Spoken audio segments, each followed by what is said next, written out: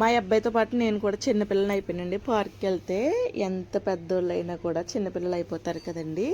మీరు కూడా ఎంతనో లేదో కామెంట్ అయితే చేయండి. నరసాపురంలో ఉన్న పార్క్ అయితే వచ్చాము.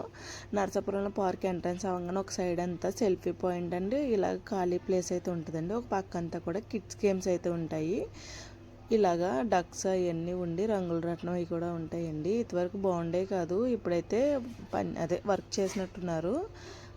ఈ జారాబండ అయితే బాగుంది కదండి. జారాబండ పక్కనేమో అప్ అండ్ డౌన్, దాని బ్యాక్ సైడ్ అయితే జిమ్ యాక్టివిటీస్ అయితే ఉంటాయి. ఇలా చెట్లకి కడతారండి. నాకు ఈ లైటింగ్ చూసినప్పుడు చాలా సంతోషంగా ఉంటుంది. మా వాడికి ఎక్కడలేని యాక్టివ్నెస్ అయితే వచ్చేస్తుంది. ఈ వంతెన ఉంది కదా, ఈ వంతెన అటు పక్కకి దిగితే బస్ స్టాండ్ అయితే వచ్చేస్తుంది.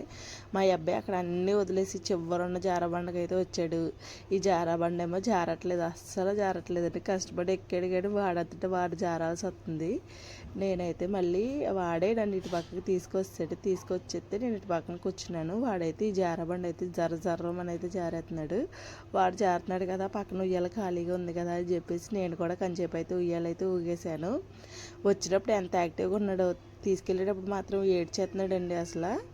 ఓకనమ్మ కంచేపమ్మ అని. ఇంకా అలాగే తీసుకుని అయితే ఇంటికి వెళ్ళిపోతున్నాం. Bye bye. Follow and subscribe.